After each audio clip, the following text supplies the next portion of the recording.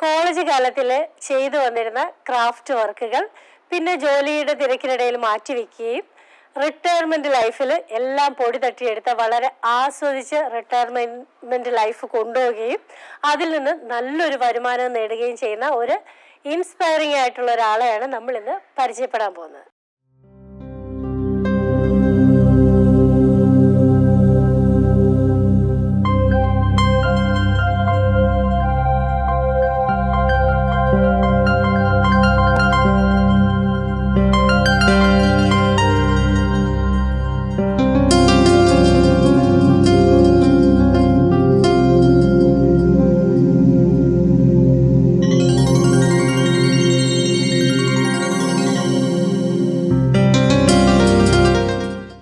ഇത് എറണാകുളം ജില്ലയിലെ എളമക്കര കണ്ടമംഗലത്ത് അവന്യൂവിലുള്ള ഉഷാദേവി മാഡത്തിന്റെ വീടാണ്. ഇദ്ദേഹം ഒരു റിട്ടയർഡ് ബാങ്ക് മാനേജറാണ്. അതോടൊപ്പം തന്നെ ഇദ്ദേഹത്തിന്റെ ഫാമിലി ഉണ്ട്. എല്ലാവരും തന്നെ ബാങ്കിലെ ഉദ്യോഗസ്ഥരാണ്. ഇവർക്കെല്ലാം ഇവരുടേതായ ഓരോരോ കഴിവുകളുണ്ട് കേട്ടോ. അപ്പൊ നമുക്കതെല്ലാം നേരെ വീഡിയോയിലൂടെ തന്നെ കണ്ടുവരാം. സ്കൂൾ ലൈഫിൽ മുതലേ എനിക്ക് ക്രാഫ്റ്റിനോട് ഭയങ്കര താല്പര്യമായിരുന്നു. അന്ന് ക്രാഫ്റ്റ് എന്ന് പറഞ്ഞാൽ സൂചിയിൽ നൂല് ഓർക്കലും ഹാൻഡ് എംബ്രോയിഡറി പഠിപ്പിക്കലൊക്കെ ഉണ്ടായിരുന്നു. അതുകൂടാതെ ഗാർഡനിങ് ഉണ്ടായിരുന്നു. 2 സൈഡായിരുന്നു സ്കൂളിൽ. അതിനുശേഷം ഞാൻ കോളേജിൽ പഠിക്കുമ്പോൾ എൻ്റെ ഈ ബീഡ്സ് വർക്ക് വെച്ച് ഞാൻ ഗണപതി അങ്ങനെ കുറേ സാധനങ്ങൾ ഉണ്ടാക്കിയിട്ടുണ്ട്.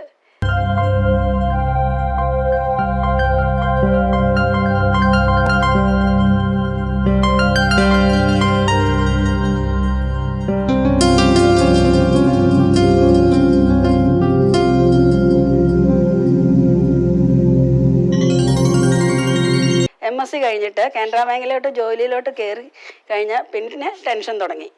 ടെൻഷൻ്റെ ജീവിതത്തിൻ്റെ ഇടയ്ക്ക് പിന്നെ കല്യാണം കഴിഞ്ഞ് അതിൻ്റെ ഇടയ്ക്ക് ഇതൊന്നും തൊടാനുള്ള സൗകര്യം എനിക്ക് കിട്ടിയിട്ടില്ല. ഇതെല്ലാം കഴിഞ്ഞിട്ട് ഇതെല്ലാം ഞാൻ അടച്ചുപൂട്ടി എൻ്റെ മനസ്സിൽ തന്നെ അടച്ചുപൂട്ടി വെച്ചു. അതിനുശേഷം റിട്ടയർമെൻറ്റ് ലൈഫിന് പിറ്റേ ദിവസം റിട്ടയറായി 2018 ജനുവരിയിൽ റിട്ടയറായി പിറ്റേ ദിവസം മുതൽ ഞാൻ എൻ്റെ ഹാൻഡ് എംബ്രോയിഡറി മറ്റേ പല എംബ്രോയിഡറി വർക്കും ഞാൻ റിഫ്രഷ് ചെയ്യാൻ തുടങ്ങി. പിന്നെ ഞാൻ എൻ്റെ തയ്യൽ, എൻ്റെ ചുരിദാറ് എല്ലാം ഞാൻ തന്നെയാണ് തയ്ക്കുന്നത്. ബ്ലൗസ് എല്ലാം ഞാൻ തന്നെ തയ്ക്കാറാണ്. ഞാൻ പുറത്ത് ഒറ്റ സാധനം ഞാൻ കൊടുക്കാറില്ല.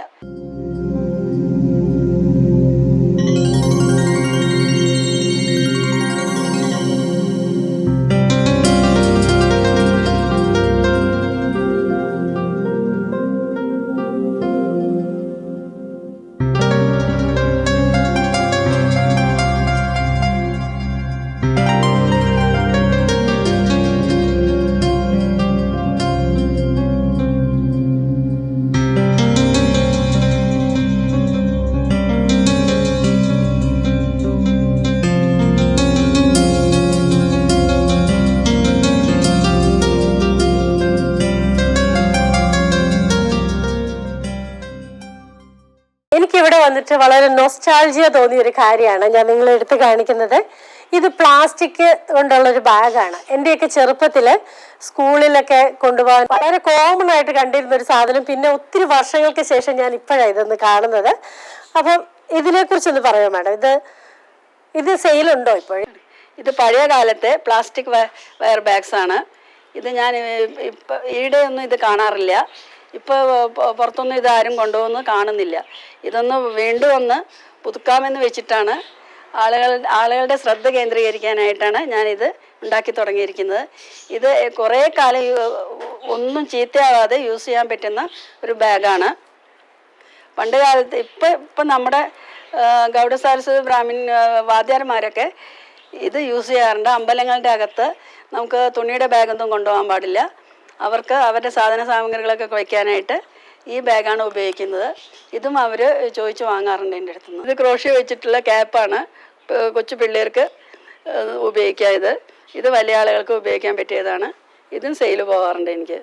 ഇത് പിന്നെ മൊബൈൽ പൗച്ച് നമുക്ക് സ്കൂട്ടറിലൊക്കെ പോകുമ്പോൾ അതിൽ ഇത് വള്ളി വെച്ചിരിക്കുന്നതെന്ന് വെച്ചാൽ അതിൽ തൂക്കിയിട്ടിട്ട് മൊബൈൽ ശരിക്കും ഫിറ്റായിട്ട് ഇതിലൊരു ബട്ടൺസ് വെച്ചിട്ടുണ്ട്. അതിട്ട് കഴിഞ്ഞാൽ ഒരിക്കലും അത് താഴെ പോവില്ല. മൊബൈൽ നമുക്ക് റിങ് കേൾക്കാനും പറ്റും.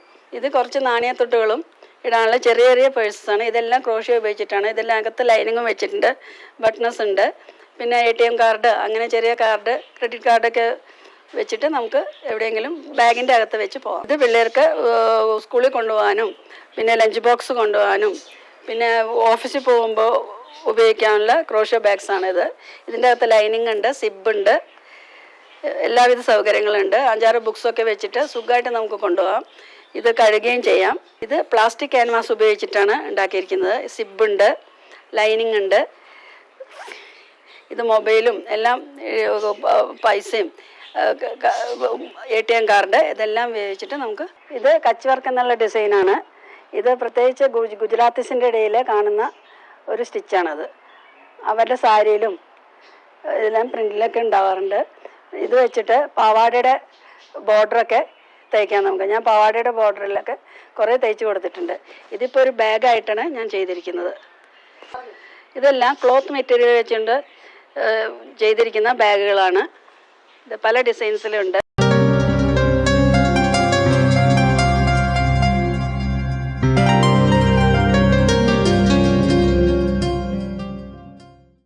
ഇത് ഒരു മയിലിൻ്റെ ഡിസൈനാണ്. ഇത് കച്ചവർക്കിലാണ് ചെയ്തിരിക്കുന്നത്. ഗ്ലാസ് വർക്കും ഉണ്ട് ഇതിൽ. ഇങ്ങനെയുള്ളതെല്ലാം സാരിയിൽ എംബ്രോയ്ഡറി ആയിട്ട് ഞാൻ ചെയ്തു കൊടുക്കുന്നുണ്ട്. ഇത് കേരള സാരിയാണ്. കേരള സാരിയിൽ സാധാ ഹാൻഡ് എംബ്രോയ്ഡറിയാണ് ചെയ്തിരിക്കുന്നത്. ഇതിൽ ബീഡ്സ് വർക്കൊക്കെ ചെയ്തിട്ടുണ്ട്. ഈ നെറ്റിപ്പട്ടം ഞാനിങ്ങനെ യൂട്യൂബിൽ നിന്നാണ് ഞാൻ സത്യം പറഞ്ഞാൽ നെറ്റിപ്പട്ടം പഠിച്ചത്. യൂട്യൂബ് നോക്കിയിട്ടാണ് ഞാൻ പഠിച്ചത്. വേറെ ഒരു സ്ഥലത്തും ഞാൻ നെറ്റിപ്പട്ടം പഠിക്കാൻ പോയിട്ടില്ല. ഞാൻ ഈ നെറ്റിപ്പട്ടം ഉണ്ടാക്കുന്ന നല്ല ക്വാളിറ്റിയുള്ള സാധനങ്ങൾ വെച്ചിട്ട് തന്നെയാണ്. അത് കാരണം എനിക്ക് നല്ല ഓർഡേഴ്സ് വരാറുണ്ട്. ഒരു ഓർഡറിൻ്റെ പുറകെ അത് കണ്ട് ഇഷ്ടപ്പെട്ട ആളുകൾ വീണ്ടും വീണ്ടും എന്നെ വിളിച്ച് പറഞ്ഞിട്ട് എൻ്റെ അടുത്തുനിന്ന് മേടിക്കാറുണ്ട്. ഞാൻ ഓൺലൈനിലും സപ്ലൈ ചെയ്യാറുണ്ട്. പിന്നെ ചെറിയ ചെറിയ ഗിഫ്റ്റ് ഐറ്റംസ്, 600 രൂപയുടെ 500 രൂപയുടെ ആ ടൈപ്പ് ഗിഫ്റ്റ് ഐറ്റംസും ഞാൻ ചെയ്തു കൊടുക്കുന്നുണ്ട്. ഈ നെറ്റിപ്പട്ടത്തിൻ്റെ ഡിസൈൻസ് തന്നെ വെച്ചിട്ട് ദൈവങ്ങളുടെയും, ഇപ്പോൾ യേശുക്രിസ്തു ആണെങ്കിൽ യേശുക്രിസ്തുവിൻ്റെ നെറ്റിപ്പട്ടം വരെ ഞാൻ ഉണ്ടാക്കി കൊടുത്തിട്ടുണ്ട്. യേശുക്രിസ്തുവിൻ്റെ രൂപം വെച്ചിട്ട് പിന്നെ കുരിശ്, അതിനകത്ത് കുരിശെല്ലാം പതിപ്പിച്ചിട്ട് ഞാൻ നെറ്റിപ്പട്ടം ഉണ്ടാക്കി കൊടുത്തിട്ടുണ്ട്. അമ്മയ്ക്ക് നന്നായിട്ട് ഹാൻഡ് എംബ്രോയ്ഡറി ചെയ്യാനറിയാം. അമ്പലങ്ങളിലൊക്കെ സ്റ്റോൾ ഇടാറുണ്ട്. പിന്നെ ഞങ്ങളുടെ ബാങ്കിൻ്റെ ഗ്രൂപ്പിൽ ഞങ്ങൾ ഗെറ്റ് ടുഗദർ നടത്താറുണ്ട്. അവിടെയൊക്കെ ഞാൻ സ്റ്റോൾ ഇട്ടിട്ട് എനിക്ക് നല്ല സെയിൽസ് വരാറുണ്ട്. നെറ്റിപ്പട്ടം ഉണ്ടാക്കുമ്പോൾ ആദ്യമായിട്ട് നമ്മൾ ഇതെല്ലാം ഒട്ടിച്ചു കഴിഞ്ഞ ശേഷം ആദ്യം നമ്മൾ ഒട്ടിക്കേണ്ടത് ഈ മൂലഗണപതിയാണ് ഒട്ടിക്കേണ്ടത്. ഇതാണ് മൂലഗണപതി. അത് കഴിഞ്ഞിട്ടാണ് ഇത് സ്റ്റാർട്ടിംഗ് ആണ് ഇതിൻ്റെ. ഇത് ത്രിമൂർത്തി. ഈ ത്രിമൂർത്തികളെ ഒട്ടിച്ച ശേഷം പിന്നെ ഇത് ലക്ഷ്മി, സരസ്വതി, പാർവതി. പിന്നെ ഇത് വിശ്വകർമ്മ, വിശ്വാമിത്ര, വിശ്വകർമ്മ. ഇത് നവഗ്രഹങ്ങൾ. ഇത് സപ്തഋഷികൾ. ഇതേ ഓർഡറിലാണ് നെറ്റിപ്പട്ടം നമ്മൾ ഒട്ടിച്ചു തുടങ്ങേണ്ടത്. പിന്നെ ഇത് ചന്ദ്രക്കലകൾ. ചന്ദ്രക്കലകൾ എല്ലായ്പ്പോഴും നമ്മൾ ഒറ്റ നമ്പറിലാണ് ഒട്ടിക്കേണ്ടത്. ഒന്നുകിൽ 3, 5, 7, 9 അങ്ങനെ. അത് ഈ വലുപ്പം അനുസരിച്ച് വ്യത്യാസപ്പെടും. ഇപ്പോൾ ഈ ഒരടിക്കൊക്കെ ആണെങ്കിൽ 3 എണ്ണം വെക്കാനുള്ള സ്പേസ് കിട്ടുള്ളൂ നമുക്ക്. 4 അടിക്കൊക്കെ ആണെങ്കിൽ 11 13 വരെ വെക്കാം നമുക്ക്. അത് ഓർഡറിൽ ചെറുതായി ചെയ്യാം. ഏറ്റവും മുകളിൽ ഏറ്റവും വലുത് ചന്ദ്രക്കല. പിന്നെ അത് ചെറുതായി വരും. അങ്ങനെയാണ് ഇത് ഒട്ടിക്കേണ്ടത്. ഇതെല്ലാം നമുക്ക് ഗിഫ്റ്റ് ഐറ്റം ആയിട്ടാണ് പോകും. ഏറ്റവും കൂടുതൽ സെയിലുള്ള ഒരു സാധനം ഈ ഒരു ഉണ്ണികൃഷ്ണനാണ്. പല ഡിസൈനിൽ ഞാൻ മയിൽപ്പീലി വെച്ചുകൊണ്ടും പല ഷേപ്പിലും, ആറന്മുള കണ്ണാടിയുടെ ഷേപ്പിലും ഒക്കെ എല്ലാം ഞാൻ ഉണ്ടാക്കി കൊടുക്കാറുണ്ട്. ഇത് ജീസസിൻ്റെ പിന്നെ മാതാവിൻ്റെയും ഫോട്ടോസ് ഞാൻ ലാമിനേറ്റ് ചെയ്തിട്ട് ഇതേപോലെ ഡിസൈനിൽ ഉണ്ടാക്കി കൊടുക്കാറുണ്ട്.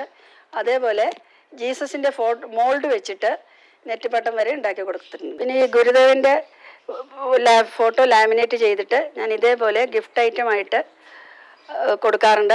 പിന്നെ അധികം പോകുന്ന ഗിഫ്റ്റ് ഐറ്റമാണ് ഈ മയിലിൻ്റെ. ഇതെല്ലാം ലാമിനേറ്റ് ചെയ്യുമ്പോൾ നമ്മൾ ഒരു കാലത്തും ചീത്തയാവില്ല ഈ സാധനം.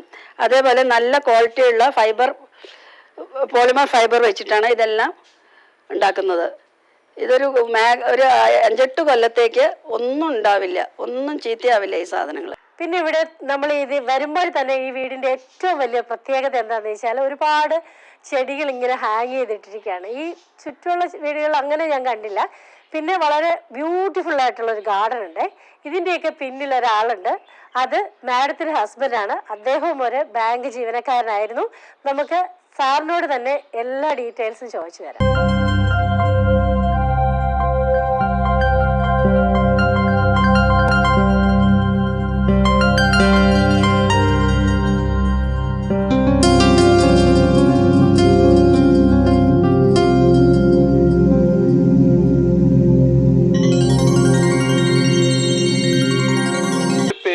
രവികുമാർ പ്രഭു എന്നാണ്. ഞാൻ കോളേജ് പഠിക്കുന്ന സമയം മുതൽ തന്നെ എനിക്കിതിൽ വലിയ താല്പര്യമുള്ള ഒരാളായിരുന്നു. കോളേജ് ജീവിതം കഴിഞ്ഞ് ഏകദേശം ഒരു 79 ബാങ്കിലോട്ട് കയറി. ബാങ്കിലോട്ട് കയറിയിട്ട് 38 കൊല്ലത്തെ സേവനത്തിന് ശേഷം റിട്ടയർമെൻ്റ് ആയി. പക്ഷെ അതിൻ്റെ ഇടയ്ക്കും ഈ ചെടികൾ ഇങ്ങനെ വളർത്തൽ ഉണ്ടായ ചെറിയ തോതിലായിരുന്നു മാത്രം. റിട്ടയർമെൻറ്റിന് ശേഷം നമ്മളിങ്ങനെ ആലോചിക്കുമ്പോൾ നമ്മൾ ഔദ്യോഗിക ജീവിതത്തിൽ മാത്രമേ റിട്ടയർ ആയിട്ടുള്ളൂ. ജീവിതത്തിൽ റിട്ടയർ ആവാൻ ഇനിയും കിടക്കുന്നുണ്ട്. പക്ഷേ റിട്ടയർമെൻറ്റ് കഴിഞ്ഞ് നമ്മൾ വെറുതെ ഇരിക്കുകയെന്ന് വെച്ചാൽ നമ്മൾ മനസ്സും മടുക്കും, നമ്മൾ വയസ്സന്മാരായിട്ടും തീരും പെട്ടെന്ന്. അപ്പോൾ നമുക്ക് എന്തെങ്കിലും ആക്ടിവിറ്റി ഉണ്ടാവണം. ആ രീതിയിൽ തന്നെയാണ് വൈഫ് നെറ്റിപ്പട്ടുണ്ടാക്കി തുടങ്ങിയതും. അപ്പോൾ ഞാൻ ഇതിലേക്ക് തിരിഞ്ഞു. പുള്ളിക്കാരി തന്നെയാണ് അതും പ്രചോദനം തന്നുകൊണ്ടിരുന്നത്. എവിടെന്നെങ്കിലും പോകുമ്പോൾ കൂടെ ചെടികൾ കൊണ്ടുവരും. അത് പിന്നെ പരിപാലിക്കാൻ വേണ്ടി താഴെ സ്പേസ് ഇല്ലാത്തതുകൊണ്ട് ഞാൻ മുകളിൽ കൊണ്ട് നിൽക്കും. എൻ്റെ കൊച്ചുമോനാണ്, ഇവനും എന്നെ ഹെൽപ്പ് ചെയ്യാറുണ്ട് ഈ പരിപാടിക്ക്. നനയ്ക്കാനൊക്കെ വരും. കാലത്തും വൈകുന്നേരം നനയ്ക്കുക.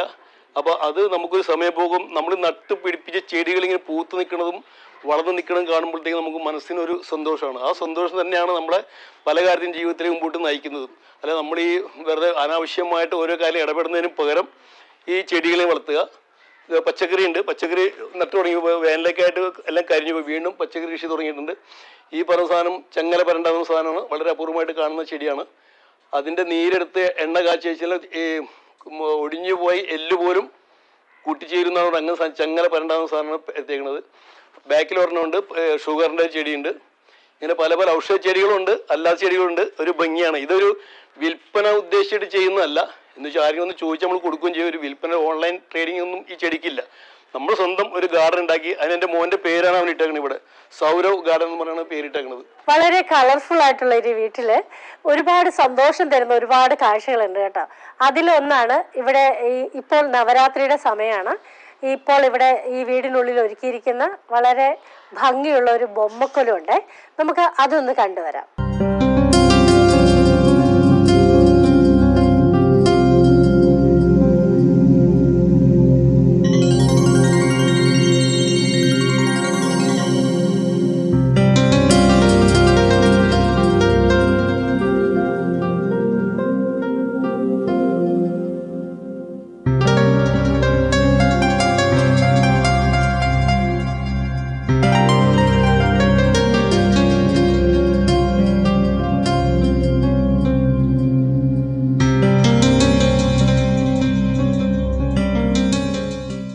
നമ്മൾ റിട്ടയർ ആയി എന്ന് പറഞ്ഞിട്ട് വീടിൻ്റെ അകത്ത് വെറുതെ ഡള്ളായിട്ട് പേപ്പറും വായിച്ച് അതും വായിച്ച് ടി വിയും കണ്ടുകൊണ്ടിരിക്കുന്നതിന് പകരം ഇങ്ങനെ ക്രിയാത്മകമായ എന്തെങ്കിലും വർക്ക് ചെയ്താൽ നമുക്ക് എന്തെങ്കിലും അസുഖം ഉണ്ടെന്ന് തോന്നിയാൽ തന്നെ അത് പെട്ടെന്ന് മാറും. അതാണ് എൻ്റെ അനുഭവം. എന്താണെന്ന് വെച്ചാൽ എനിക്ക് സത്യം പറഞ്ഞാൽ എനിക്ക് ഡിസ്ക് പ്രോബ്ലം, എൻ്റെ മുട്ടിൻ്റെ തേയ്മാനം എല്ലാം ഉള്ള ആളാണ് ഞാൻ. ഇത് ചെയ്തു തുടങ്ങുമ്പോൾ നമുക്ക് ഇതിനോട് കൂടുതൽ ഇൻട്രസ്റ്റ് നമ്മൾ കാട്ടിയാൽ ഈ അസുഖങ്ങളൊക്കെ കുറേയൊക്കെ പുറകോട്ട് മാറിപ്പോവും എന്നാണ് എനിക്ക് എല്ലാവരുടെ അടുത്തും പറയാനുള്ളത്. അപ്പോൾ തീർച്ചയായിട്ടും ഈ വീഡിയോ നിങ്ങൾക്ക് എല്ലാവർക്കും ഇഷ്ടപ്പെട്ടു എന്ന് കരുതുന്നു. ഇവിടെയുള്ള എല്ലാ കാര്യങ്ങളും ഒന്നും എനിക്ക് ക്യാപ്ചർ ചെയ്യാൻ പറ്റിയിട്ടില്ല. കാരണം എല്ലാം കൂടെ ചെയ്യുമ്പോൾ വീഡിയോ ഒരുപാട് ലെങ്തി ആയി പോകും. അത്രയ്ക്ക് ഭംഗിയാണ് ഇവിടെയുള്ള ഓരോ കോർണറിലും ഇവിടുത്തെ എല്ലാ കലാപരമായ കാര്യങ്ങളാണ് ചെയ്തിരിക്കുന്നത്. അപ്പം ഇത്രയും മനോഹരമായ ഒരു വീഡിയോ നിങ്ങളിലേക്ക് എത്തിക്കാൻ സാധിച്ചതിൽ എനിക്ക് ഒരുപാട് സന്തോഷമുണ്ട്. അപ്പോൾ തീർച്ചയായും ഇതുപോലൊരു നല്ല വീഡിയോയുമായി കാണുന്നത് വരെ താങ്ക് യു.